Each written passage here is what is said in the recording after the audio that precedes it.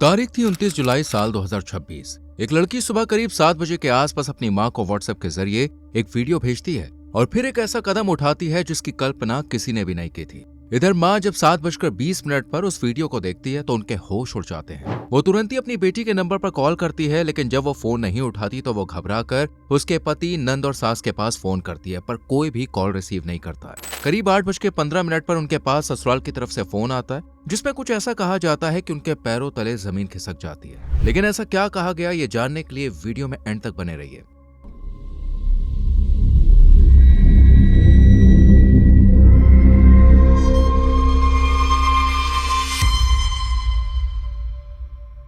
इस वक्त आप जो स्क्रीन पर इमेज देख रहे हैं, इस लड़की का नाम था सृष्टि कंडारी, जो अपने परिवार के साथ एक हंसी खुशी जिंदगी बिता रही थी। सृष्टि उत्तराखंड के खूबसूरत पहाड़ों के बीच बसे पौड़ी गढ़वाल जिले के श्रीनगर क्षेत्र के श्रीकोट गांव की रहने वाली थी। उसकी मां का नाम था सीमा कंडारी, जो एक टीचर रह चुकी हैं। वहीं सृष्टि के पिता का नाम सुमेर सिंह कंडारी था और वो भी एक टीचर थे। इन दोनों के सृष्टि के अलावा 2 बच्चे और थे, जिनमें एक बेटा और एक बेटी है, यानी ये टोटल 3 भाई बहन थे। परिवार में सब कुछ अच्छा चल रहा था, लेकिन साल 2020 में नियति ने इस परिवार को एक ऐसा जख्म दिया जिससे वो कभी उभर नहीं पाए। रिपोर्ट्स के मुताबिक 2020 में सृष्टि के पिता की अचानक डेथ हो गई, जिस वजह से पूरी फैमिली पर दुखों का पहाड़ टूट पड़ा। सीमा कंडारी और सृष्टि के भाई बहन इस गहरे सदमे से पूरी तरह से टूट चुके थे। लेकिन ऐसे मुश्किल वक्त में भी सृष्टि ने गजब की हिम्मत दिखाई। वो बिहेवियर से बहुत ही स्ट्रांग और समझदार लड़की थी। उसने अपनी माँ को गले लगाया, उनके आंसू पोंछे और खुद को संभालते हुए पूरे परिवार की ढाल बन गई। सृष्टि ने उसी दिन ये फैसला कर लिया था कि वो रोकर अपनी जिंदगी नहीं बिताएगी, बल्कि अपनी माँ का सबसे बड़ा सहारा बनेगी और अपने पिता के नाम को रोशन करेगी। सृष्टि बचपन से ही पढ़ाई लिखाई में बहुत तेज और होनहार थी। घर के तंग हालातों और पिता के जाने के गम के बावजूद उसने अपनी पढ़ाई कभी रुकने नहीं दी। उसने दिन रात एक करके कड़ी मेहनत की और अपनी हायर एजुकेशन पूरी की। इसके बाद सृष्टि ने एमएससी और बीएड की डिग्री हासिल की और सरकारी टीचर बनने के लिए जरूरी मानी जाने वाले एग्जाम को भी पास कर लिया। इन डिग्रियों और अपनी काबिलियत के दम पर महज 25 साल की उम्र में सृष्टि का सिलेक्शन उत्तराखंड के टिहरी जिले के एक सरकारी स्कूल में टीचर की पोस्ट के लिए हो गया। जब इस बारे में सृष्टि ने अपनी फैमिली को बताया तो पूरे परिवार की आंखों में खुशी के आंसू आ गए। मां सीमा कंडारी को अपनी बेटी पर बहुत प्राउड हो रहा था कि उनके पति का नाम उनकी लाडली ने रोशन कर दिया है। अब उनके दिल में बस एक ही ख्वाहिश बची थी कि सृष्टि अपनी जिंदगी में सेटल हो जाए और उसका घर बस जाए। इसी सिलसिले में उन्होंने लड़का ढूंढना शुरू कर दिया। वो अपनी बेटी के लिए एक ऐसा लाइफ पार्टनर चाहती थी जो उसी की तरह पढ़ा लिखा हो और समझदार हो। इसी तलाश के दौरान सीमा को सौरभ खत्री के बारे में पता चला। सौरभ खत्री देहरादून के हर्रावाला का रहने वाला था। उसकी उम्र 36 साल के आसपास थी और वो उत्तराखंड की राजधानी देहरादून में मौजूद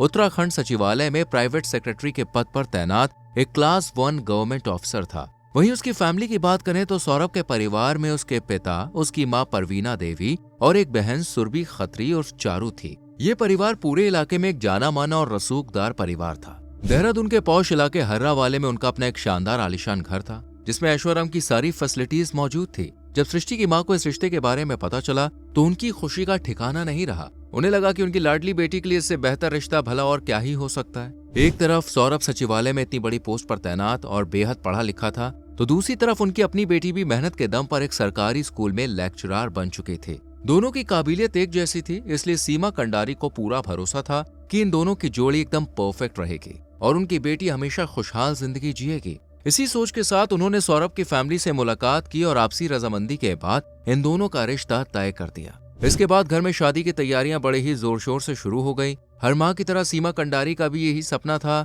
कि भले ही पति के जाने के बाद घर के हालात मुश्किल रहे हों, लेकिन वो अपनी लाडली बेटी की विदाई में कोई भी कसर बाकी नहीं रखेंगी। आखिरकार नवंबर 2025 में वो खास दिन भी आ गया जब सृष्टि और सौरभ खत्री की शादी पूरे रीति रिवाजों के साथ हो गई। इस शादी को यादगार बनाने के लिए सीमा कंडारी ने अपनी हैसियत से कहीं बढ़कर खर्चा किया था। अपनी कमाई और जमा पूंजी को पानी की तरह बहाकर उन्होंने एक बेहद शानदार शादी की, ताकि एक रसूखदार और अमीर ससुराल में उनकी बेटी का सर हमेशा ऊंचा रहे और उसे कोई भी ताने ना मिले। हालांकि सौरभ की फैमिली ने उनसे कोई डिमांड नहीं की थी, लेकिन फिर भी सीमा ने हर एक चीज अपनी बेटी को दी। खैर, शादी की सभी रस्में पूरी होने के बाद बड़ी ही धूमधाम के साथ सृष्टि को देहरादून के हर्रावाला के लिए विदा किया गया। शुरुआत के कुछ दिन तो बहुत अच्छे भी थे।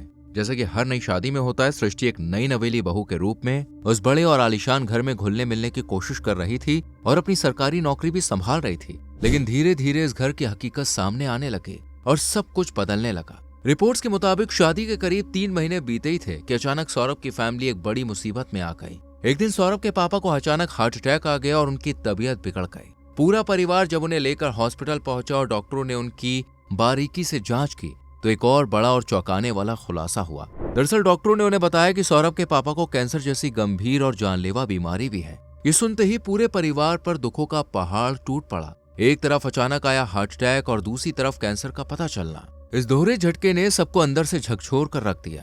कुछ ही दिनों पहले तक जो घर हंसी खुशी से चहक रहा था, वहां अचानक उदासी और गम का माहौल छा गया। इस बेहद मुश्किल वक्त में सृष्टि पूरे परिवार को संभाल रही थी और उन्हें हिम्मत दे रही थी कि सब कुछ ठीक हो जाएगा।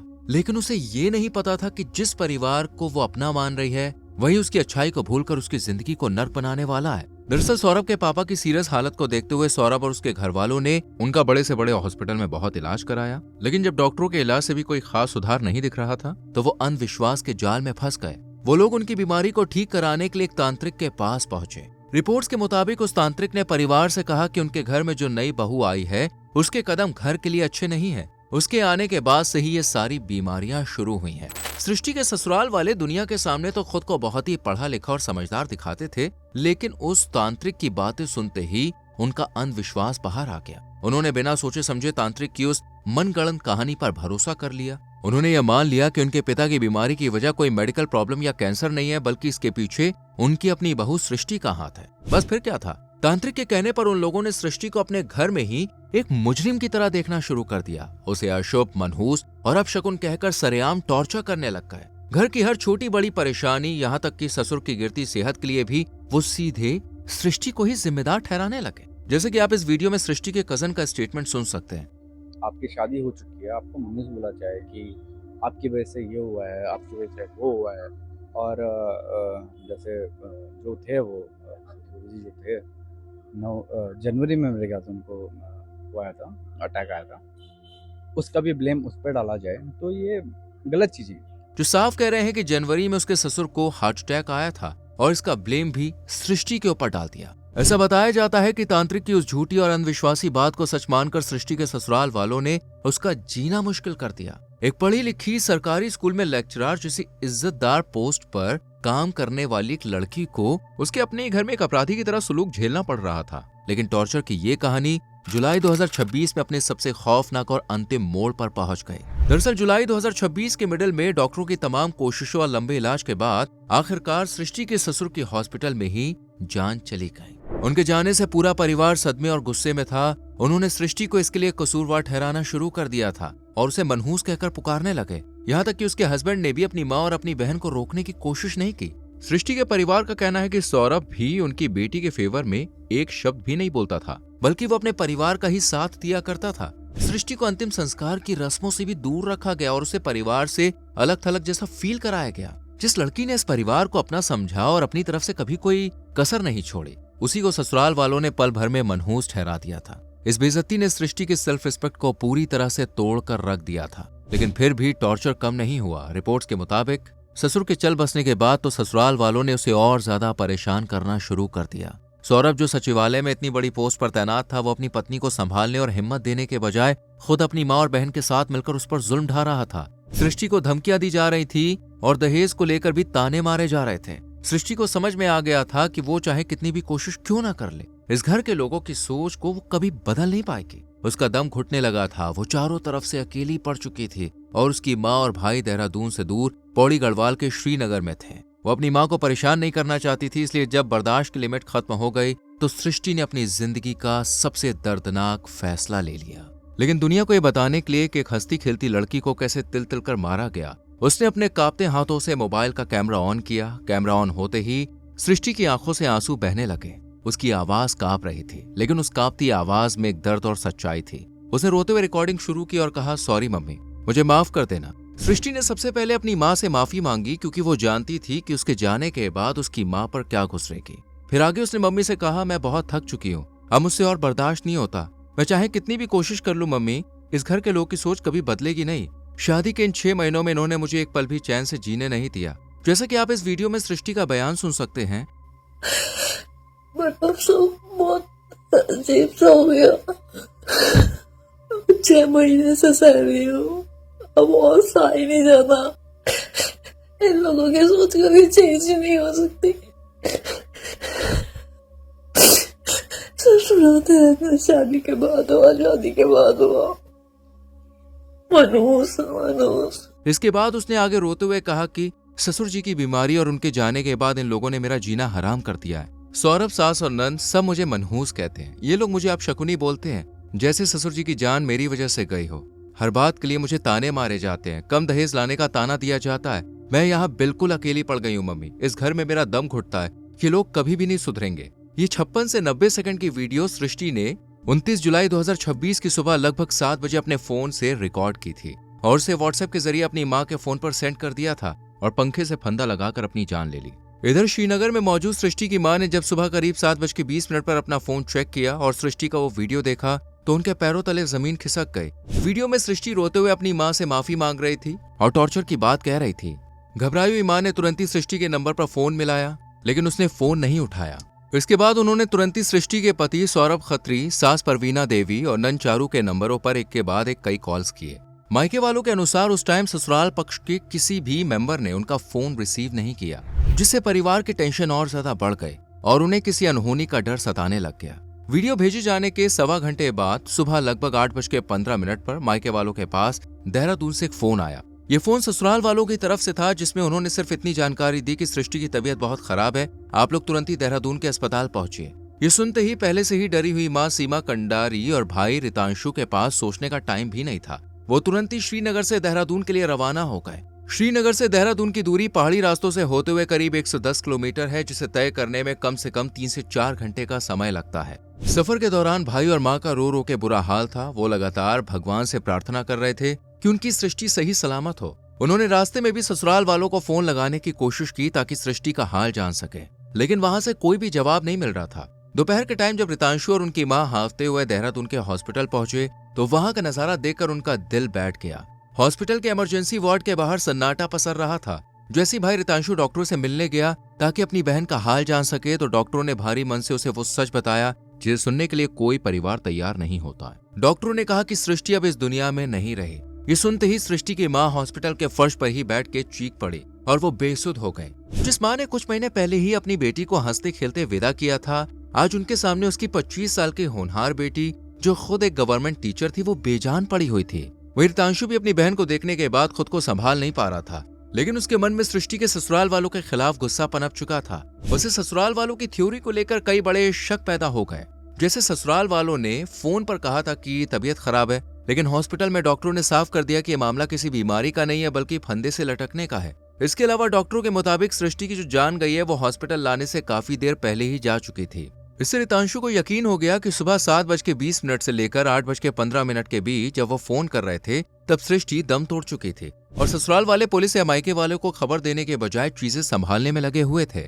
यही वो मोड़ था जहां से दुखी परिवार ने तय किया कि वो रो कर चुप नहीं बैठेंगे, बल्कि सृष्टि को इस हाल में पहुंचाने वाले हर एक शख्स को सलाखों के पीछे भिजवा कर ही दम लेंगे। उन्होंने 29 जुलाई को ही पुलिस स्टेशन में जाकर सृष्टि के ससुराल वालों के खिलाफ रिपोर्ट दर्ज करा दी। परिवार का कहना है कि नवंबर 2025 में शादी के तुरंत बाद से ही पति, सास और नंद सृष्टि को दहेज की मांग को लेकर लगातार टॉर्चर कर रहे थे और उसे मनहूस और अशुभ कहकर बेइज्जत कर रहे थे। उन्होंने सृष्टि को इतना परेशान किया कि वो अपनी जान लेने के लिए मजबूर हो गए, जबकि सृष्टि की मां ने सीधे तौर पर आरोप लगाया है कि उनकी बेटी ने जान नहीं दी है बल्कि ससुराल वालों ने मिलकर उसे मारा है। पुलिस ने परिवार की रिपोर्ट दर्ज कर ली है और सबसे पहले सृष्टि का पोस्टमार्टम करवाया है। पुलिस और मजिस्ट्रेट की मौजूदगी में पूरे पोस्टमार्टम प्रोसेस की वीडियोग्राफी कराई गई है ताकि फ्यूचर में सबूतों के साथ कोई छेड़छाड़ ना हो सके। According to the postmortem findings, Srishti की जान जाने का main reason asphyxia due to hanging पाया गया, जिसका सीधा मतलब होता है कि गले में फंदा कसने की वजह से सांस रुकने से सृष्टि की जान गई है। उसके गले पर फंदे के गहरे निशान भी पाए गए, जिसे फॉरेंसिक भाषा में एंटीमॉर्टम कहा जाता है, यानी सृष्टि जिंदा रहते हुए फंदे पर लटकी थी। हालांकि डॉक्टरों को शुरुआती जांच में बॉडी पर स्ट्रगल या मारपीट के कोई निशान नहीं दिखे, इसलिए इंटरनल ऑर्गन्स की बारीकी से जांच की गई। साथ ही किसी भी तरह के विषैले पदार्थ या जबरदस्ती किए जाने के डाउट को पूरी तरह से खारिज करने के लिए डॉक्टरों ने सृष्टि के विसरा को प्रिजर्व करके फॉरेंसिक साइंस लेबोरेटरी जांच के लिए भेज दिया है। आपको बता दें, उत्तराखंड के मुख्यमंत्री पुष्कर सिंह धामी जी के ऑर्डर पर अब ये जांच CBCID को सौंप दी गई है। सीबीसीआईडी की टीम सृष्टि के आखिरी व्हाट्सएप वीडियो मैसेज और पोस्टमार्टम की फाइनल रिपोर्ट को आपस में मिलाकर जांच कर रही है, ताकि ये साबित किया जा सके कि ससुराल वालों ने सृष्टि को मेंटली और फिजिकली इस कदर टॉर्चर किया कि वो फांसी लगाने को मजबूर हो गए। वहीं देहरादून पुलिस ने 1 अगस्त 2026 को सौरभ और उसकी बहन चारू को भी अरेस्ट कर लिया, जिन्होंने पूछताछ में साफ कहा कि सृष्टि ने डिप्रेशन या गुस्से में आकर ये कदम उठाया है और उनका इसमें कोई हाथ नहीं है। जब पुलिस ने सृष्टि द्वारा वीडियो में लगाए गए मनहूस और अपशकुनी कहे जाने के आरोपों पर सवाल किया तो दोनों भाई बहन ने इसे फैमिली आर्ग्यूमेंट बताया। हालांकि वो इस बात का कोई ठोस जवाब नहीं दे पाए कि सृष्टि की मां जब उन्हें फोन कर रही थी तो उस टाइम उन्होंने फोन क्यों नहीं उठाया। फिलहाल पुलिस इस मामले की जांच कर रही है। वहीं सृष्टि के सास परवीना देवी की एंटीसिपेटरी बेल पर कोर्ट ने राहत देने से इनकार कर दिया है और मामले की अगली सुनवाई 10 अगस्त तय की है। आपको क्या लगता है, क्या सही टाइम पर सृष्टि को कुछ बेटर फैसला लेना चाहिए था अपनी जिंदगी के लिए? जो भी आपका ओपिनियन हो आप लिख सकते हैं कमेंट सेक्शन में। वीडियो को लाइक और शेयर करें, चैनल को सब्सक्राइब करके बेल आइकॉन प्रेस करें, जिससे आने वाली सच्ची कहानियां आपसे मिस ना हो।